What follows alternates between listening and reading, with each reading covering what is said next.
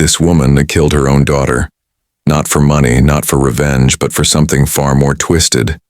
She murdered the girl she raised, the child she gave birth to, so she could marry her daughter's husband. Take a moment to process that. A mother, ending her daughter's life, to steal her place in bed with the man her daughter loved. How does maternal instinct, the most powerful force in nature, transform into something so evil?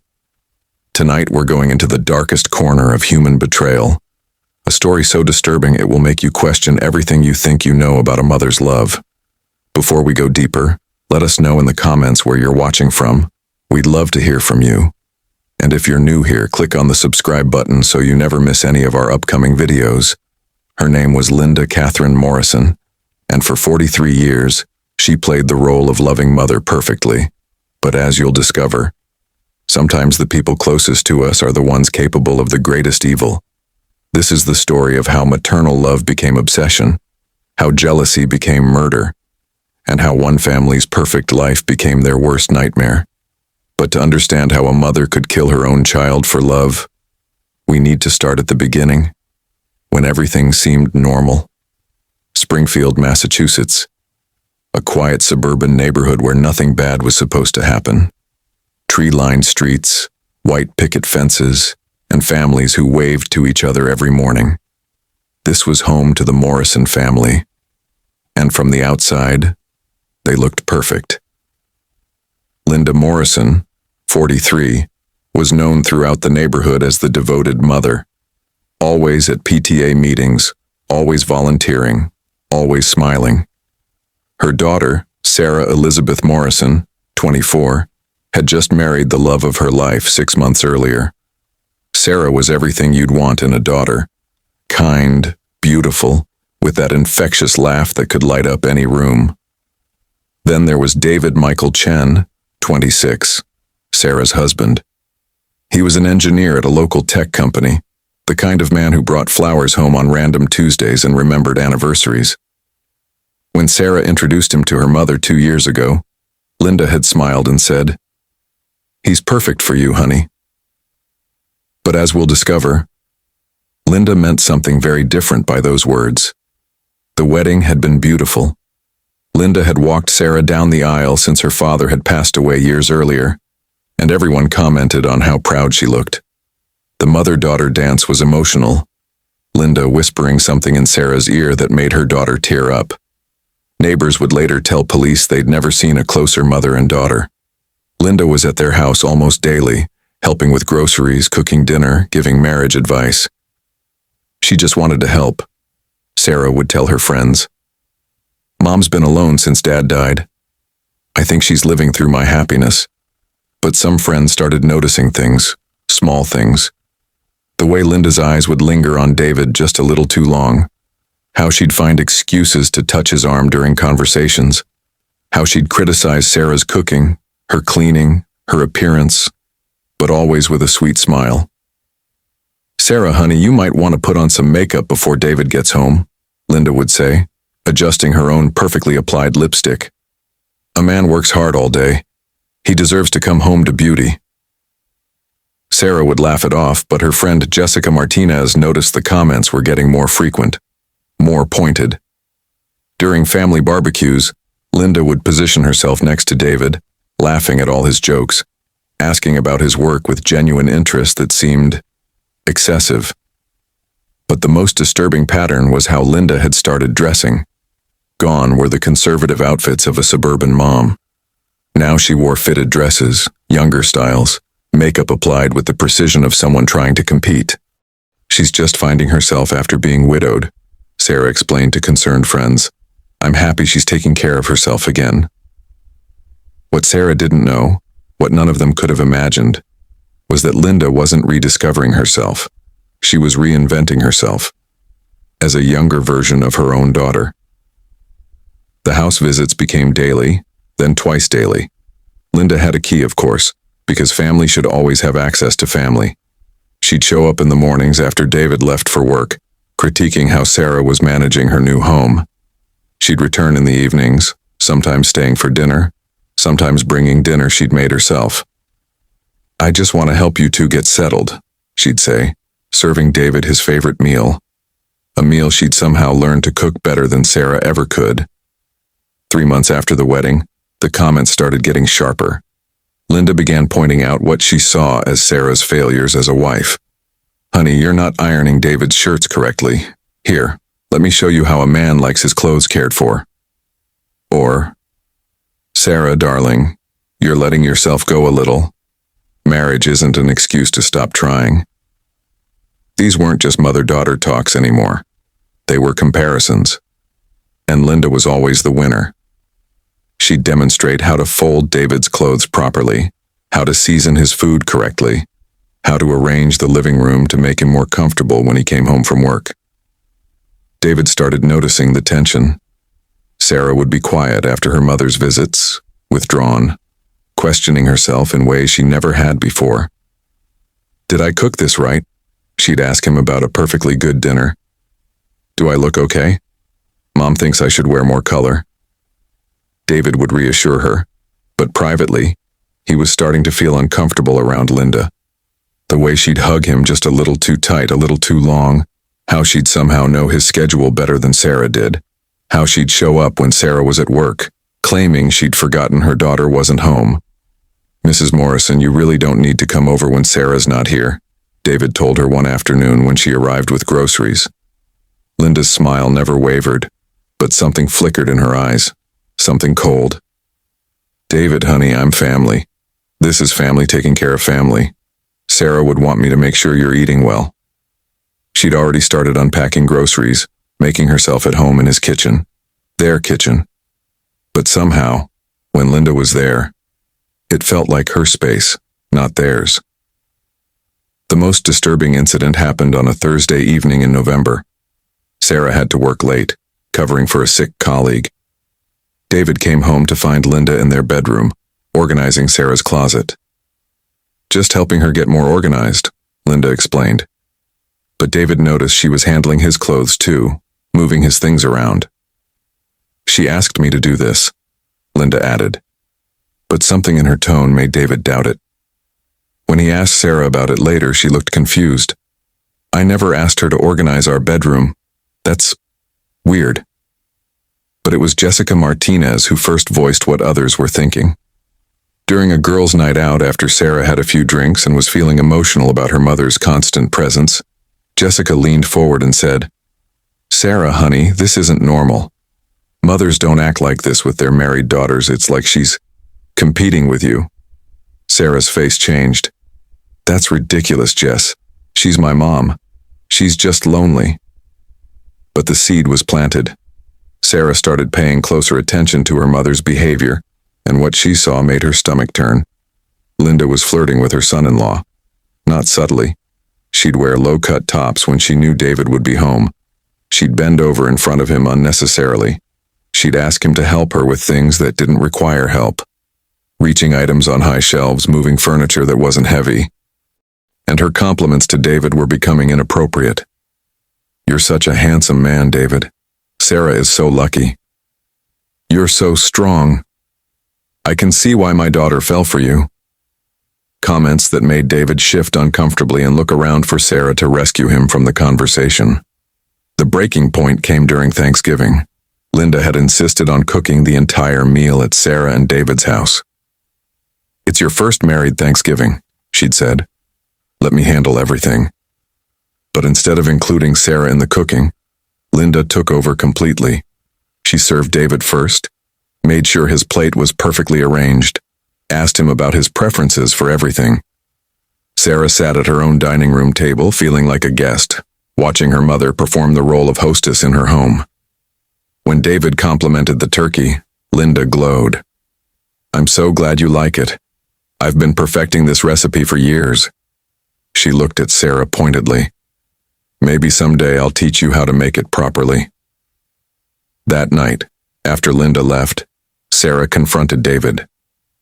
"Has my mom been inappropriate with you?" David's relief was visible. "I didn't want to say anything because she's your mom, but yeah, it's been making me really uncomfortable." Sarah felt like she was going to be sick. Her mother, the woman who'd raised her, who'd taught her about love and relationships, was trying to seduce her husband. But even then, Sarah couldn't imagine how far her mother was willing to go. She thought it was just inappropriate behavior born of loneliness and possibly some kind of midlife crisis. Sarah decided to have a direct conversation with her mother. She went to Linda's house the next day and sat her down. "Mom, I need to talk to you about boundaries. David is my husband, and some of your behavior toward him has been making us both uncomfortable." Linda's face went through a series of expressions: surprise, hurt, anger, and then something Sarah had never seen before. Something calculating. "I don't know what you're talking about, Sarah. I've been nothing but helpful to you both." But her voice was different, colder. "If you're feeling insecure about your marriage, that's your issue, not mine." The conversation escalated quickly. For the first time in her life, Sarah saw her mother's mask slip completely. "You have no idea how good you have it, Sarah. You married a wonderful man and you don't even appreciate him. You don't take care of yourself. You don't take care of him the way he deserves. If I were 20 years younger..." Linda stopped herself, but the implication hung in the air between them. Sarah stared at her mother, this woman she'd trusted and loved her entire life, and realized she was looking at a stranger who resented her own daughter's happiness. After that confrontation, Linda's behavior changed dramatically. No more daily visits. No more helpful gestures. But Sarah didn't feel relief. She felt afraid. The way her mother had looked at her during that conversation, the tone of her voice, the things she'd implied. It was like discovering your protector had always been your predator. Sarah started locking her doors, something she'd never done in this neighborhood. She stopped telling her mother about her schedule, about David's work trips, about their plans. But Linda seemed to know anyway. David noticed Linda driving past their house at odd hours, not stopping, just watching. "Should we call the police?" he asked Sarah after the third time they'd spotted her car slowly cruising their street. But what would they say? My mother is driving on a public road? Sarah was torn between fear and the hope that her mother would come to her senses. Let me try talking to her again, Sarah decided. It would be the last decision she ever made. What Sarah didn't know was that her mother had already made a different decision. If Linda couldn't have David, no one could. And if Sarah was the obstacle between Linda and the life she wanted, then Sarah had to be removed. Linda's planning was meticulous. She'd spent weeks observing their routine, learning David's work schedule, understanding when Sarah would be most vulnerable. She knew about David's business trip to Chicago, knew he'd be gone for 3 days. She knew Sarah would be alone, probably missing her husband, probably emotional and vulnerable.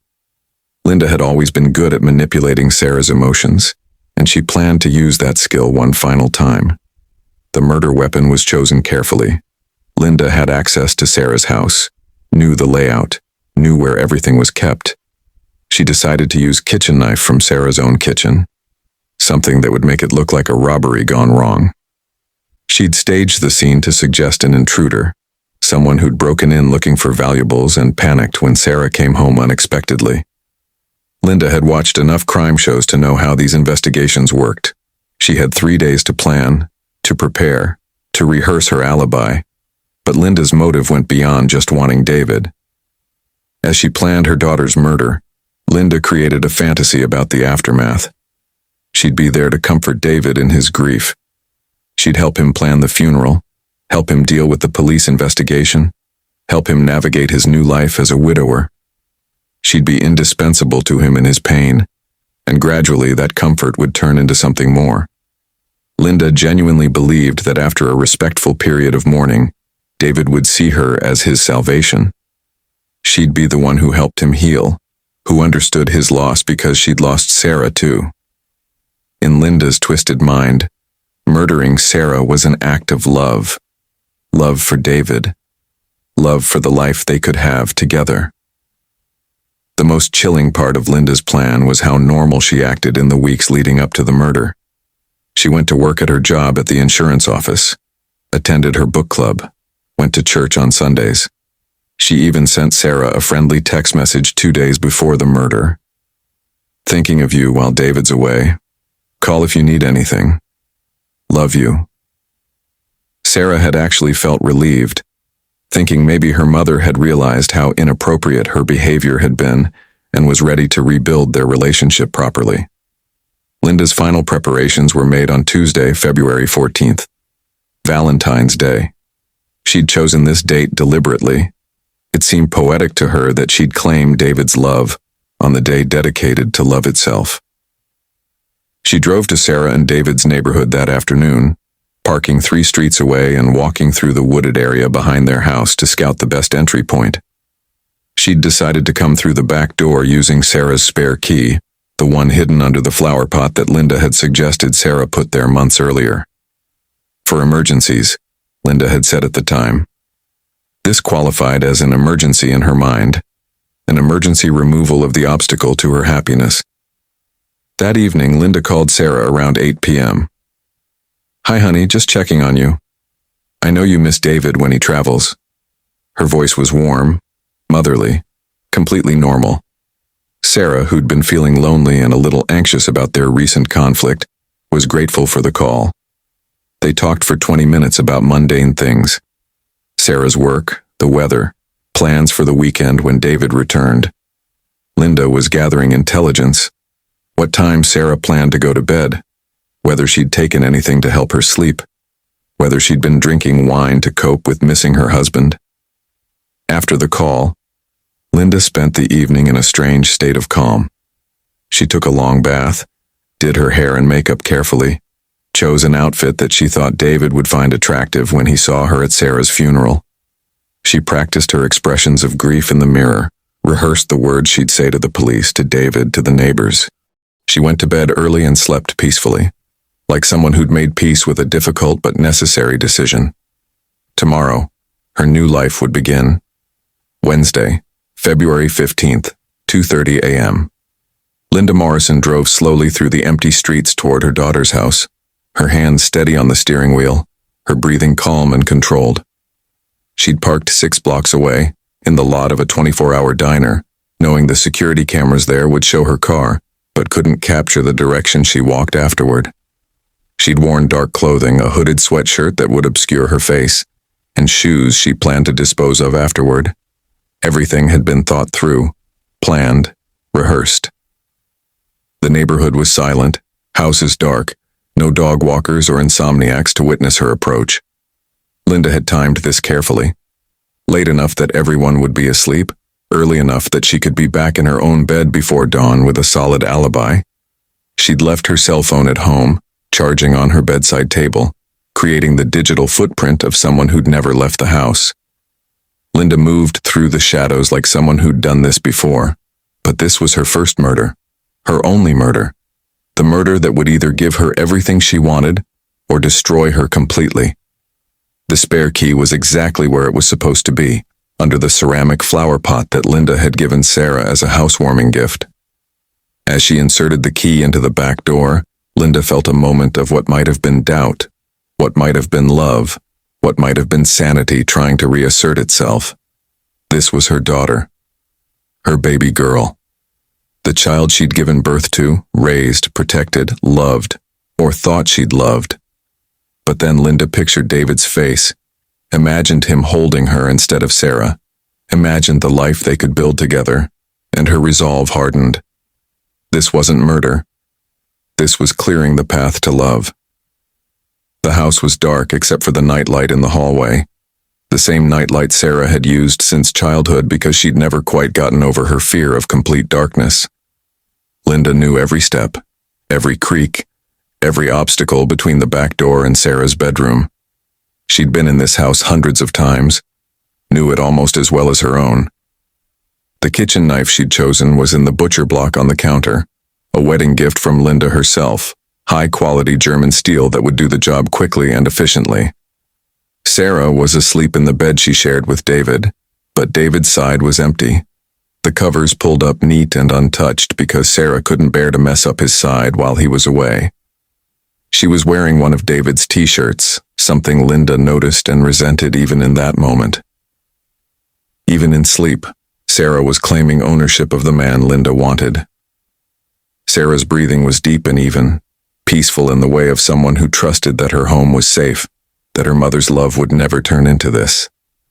Linda stood at the foot of the bed for several minutes watching her daughter sleep, the knife heavy in her hand. This was the moment when she could have stopped, could have come to her senses, could have chosen love over obsession. But Linda was no longer thinking like a mother. She was thinking like a rival, like a competitor who'd found the perfect moment to eliminate the competition. She moved around to the side of the bed, raised the knife above her head, and Sarah's eyes opened. For just a moment, mother and daughter looked at each other in the darkness. Sarah's eyes were confused, sleepy, not yet understanding what she was seeing. "Mom?" she whispered, and Linda almost lost her nerve at the sound of that word, that complete trust still evident even in this moment of ultimate betrayal. But then Sarah's expression changed as her eyes focused on the knife, and Linda saw fear replace confusion. "Mom, what are you doing?" Sarah started to sit up, started to speak, started to scream, and Linda brought the knife down. The attack was brutal and efficient. Linda had planned for Sarah to die quickly, quietly, but fear and adrenaline made Sarah fight back, made her struggle, made her call out for help that would never come. The bedroom became a scene of horror. Blood splattered across the walls Sarah had painted yellow because it was cheerful, because it reminded her of sunshine. Linda's careful plan dissolved into desperate violence, and by the time it was over, both women were covered in blood and Sarah's voice had been silenced forever. In the aftermath, Linda sat on the edge of the bed she'd just turned into a crime scene, looking at what she'd done. Her daughter, her beautiful daughter, lay motionless, and Linda felt nothing. No grief, no guilt, no horror at what she'd become. Instead, she felt relief. The obstacle was gone. David was free. Soon, he'd be hers. Linda cleaned herself up in Sarah's bathroom, changed into clothes she'd brought in her bag, and began staging the scene to look like a burglary. She turned over drawers, scattered some jewelry, took a few items she could dispose of later. Then she let herself out the same back door she'd entered, walked back through the woods to her car, and drove home to wait for her new life to begin. David's flight landed at Boston Logan at 6:15 p.m. on February 15th, and his first call was to Sarah to let her know he was on his way home. The call went straight to voicemail. He tried twice more during the drive from the airport, assuming she might be in the shower or taking a nap. When he pulled into their driveway at 7:45 p.m. and saw that the house was dark, a cold feeling settled in his stomach. Sarah always left lights on when she was home alone, always made sure the house looked lived in and welcoming for his return. David found the back door unlocked, which immediately set off alarm bells. Sarah was careful about locks, especially when she was alone. "Sarah," he called as he stepped into the kitchen, and the silence that answered him was wrong in a way that made his skin crawl. The kitchen looked disturbed, drawers partially open, items scattered on the counter. "Sarah," he called louder, running toward their bedroom, and what he found there would haunt him for the rest of his life. The 911 call came in at 8:02 p.m. David's voice was barely human, broken by shock and grief and disbelief. "My wife. Someone killed my wife. There's blood everywhere. Please, you have to help her." The dispatcher tried to keep him on the line, tried to get him to check for signs of life, but David couldn't touch her, couldn't bring himself to get close enough to that scene of violence. He stood in the hallway and wept while sirens grew louder in the distance. Detective Maria Rodriguez was the first investigator on scene, and what she found was a textbook burglary gone wrong. Almost too textbook. The scattered jewelry, the overturned drawers, the missing electronics, all pointed to an intruder looking for quick cash. But details bothered her. The back door showed no signs of forced entry. Sarah's car keys and purse were untouched on the kitchen counter, containing credit cards and $200 in cash that any burglar would have taken. Most disturbing, Sarah had defensive wounds on her hands and arms, suggesting she'd fought her attacker. But there was no evidence of a struggle anywhere except the bedroom itself. The investigation focused initially on David, as it always does when a spouse is murdered. His alibi was solid: plane tickets, hotel receipts, witnesses who'd seen him at his conference in Chicago. But Detective Rodriguez dug deeper, looking at recent changes in the couple's life, any signs of trouble, anyone who might have wanted to hurt Sarah. That's when Linda Morrison's name started coming up in witness interviews. Neighbors mentioned Linda's frequent visits, her odd behavior at community gatherings, the way she dressed now compared to how she dressed when her husband was alive. Sarah's friend, Jessica Martinez, told police about the conversation they'd had about Linda's inappropriate behavior toward David. David himself, still in shock and barely able to speak coherently, mentioned feeling uncomfortable around his mother-in-law and the confrontation Sarah had had with Linda about boundaries. Detective Rodriguez decided to interview Linda Morrison as a potential witness rather than a suspect, wanting to get her talking before she realized she might need a lawyer. Linda's performance was Oscar-worthy. The grieving mother, shocked by her daughter's death, devastated that anyone could do such a thing to her precious girl. She cried at all the right moments, said all the right things, expressed appropriate concern for David's well-being. But experienced investigators learned to watch for what people don't say as much as what they do. And Linda never once asked about the details of how Sarah died. The breakthrough came from Linda's cell phone records. While Linda had been smart enough to leave her phone at home during the murder, she'd been careless in the weeks leading up to it. The records showed extensive internet searches about home security systems, about how long DNA evidence remained detectable, about the typical time frames for criminal investigations. She'd also been researching grief counseling services and widow support groups. Not for herself, but with keywords that suggested she was looking for resources to offer someone else. More damning was Linda's financial activity. 2 days after Sarah's murder, she'd made appointments for hair and nail salon services, had purchased new clothing, and had even looked into travel packages for 2 people to romantic destinations. Detective Rodriguez realized she was looking at someone who wasn't planning to grieve her daughter's death. She was planning to celebrate it. The physical evidence was circumstantial but compelling. Linda's fingerprints were throughout Sarah and David's house, but that was expected given her frequent visits. However, forensic analysis found something interesting. Linda's prints on the spare key under the flower pot were fresh, placed there sometime between the time David left for his trip and the time Sarah's body was discovered. Linda had handled that key recently, and there was no innocent explanation for why she'd need to use it while Sarah was home. The arrest came exactly 1 week after Sarah's murder.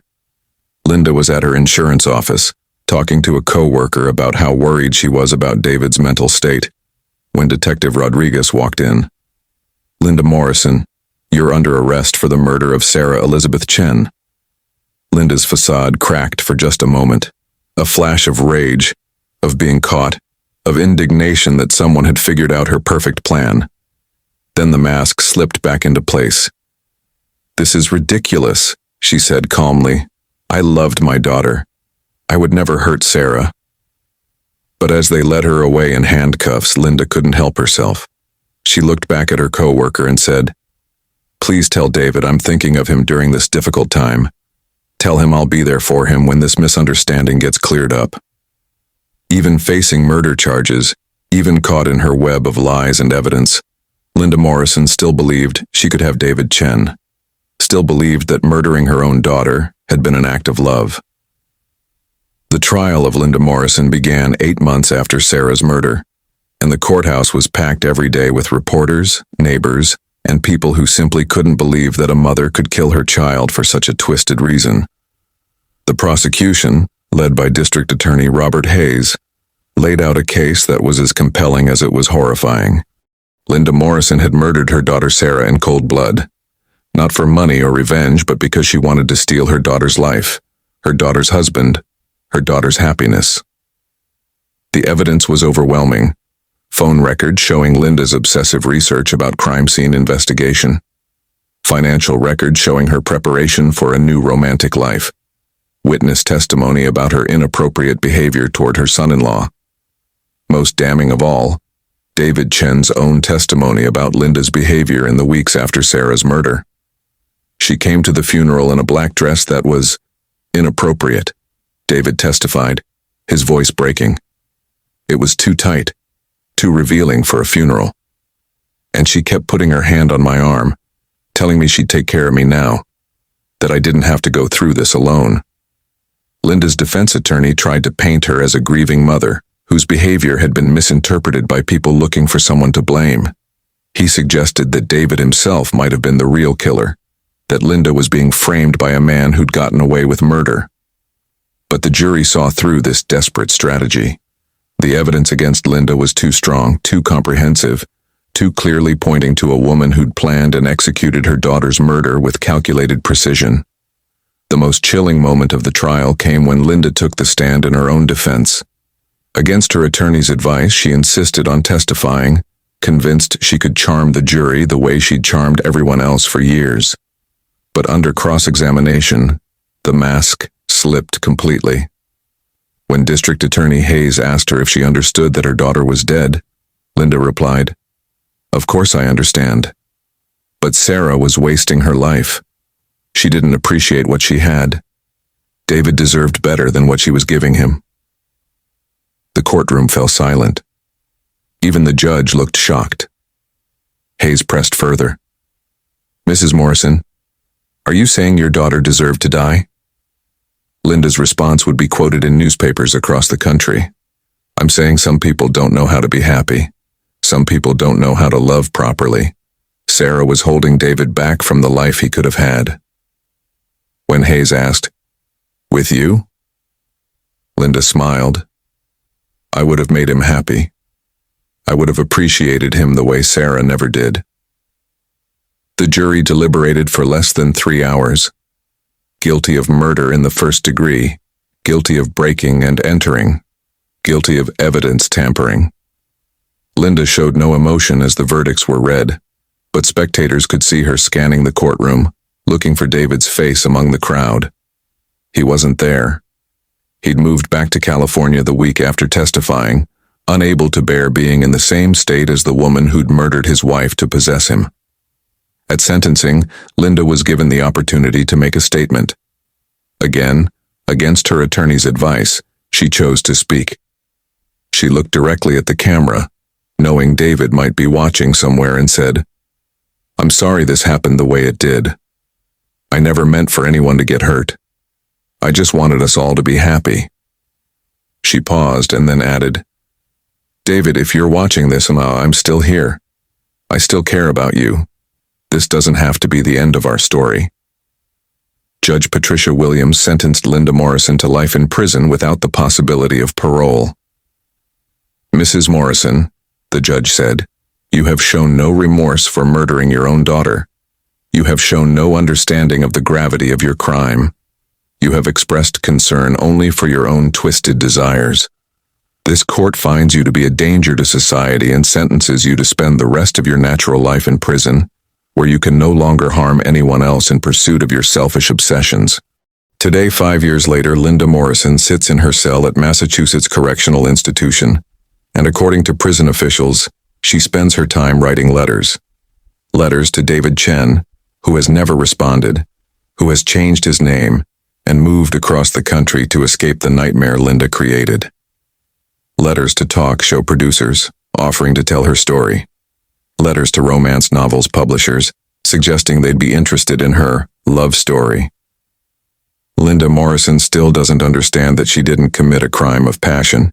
She committed an act of pure evil. David Chen, now David Walsh, has remarried and has a daughter. He's never spoken publicly about the case since his testimony, but friends say he still struggles with guilt. Guilt that his mere existence somehow caused Sarah's death. Guilt that he didn't recognize the danger Linda posed. Guilt that he survived while the woman he loved was murdered. He's in therapy, working to understand that he was as much a victim of Linda's obsession as Sarah was, that her death was not his fault, that loving someone should never make you responsible for the evil that love might inspire in others. Sarah's friends have created a foundation in her memory, focused on domestic violence awareness and helping people recognize the warning signs of dangerous obsession. Because what Linda Morrison did, this isn't love. This isn't passion. This is what happens when someone decides that their desires matter more than another person's life. When someone decides that they have the right to take what they want, regardless of who gets hurt. So let me ask you, what would you have done if you were Sarah?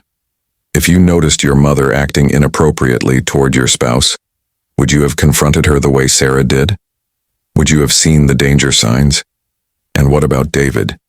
Should he have been more forceful in rejecting Linda's advances? Should he have insisted on calling the police when she started driving past their house? Tell us in the comments. Because understanding how normal people can miss the signs of dangerous obsession might be the key to preventing another tragedy like this one. Because somewhere out there, right now, there's another Linda Morrison. Someone who thinks that love justifies murder, that desire justifies destruction, that their happiness is worth someone else's life. And the only way to stop them is to recognize them before it's too late. The next time someone's love feels like possession, the next time someone's care feels like control, the next time someone's protection feels like a trap, remember Sarah Chen. Remember that the most dangerous people are often the ones who claim to love us most. And remember that sometimes the greatest act of love is recognizing when someone else's version of love has turned into something deadly. Linda Morrison believed she was fighting for love, but real love doesn't require victims. Real love doesn't demand sacrifice from others, and real love never ever involves murder.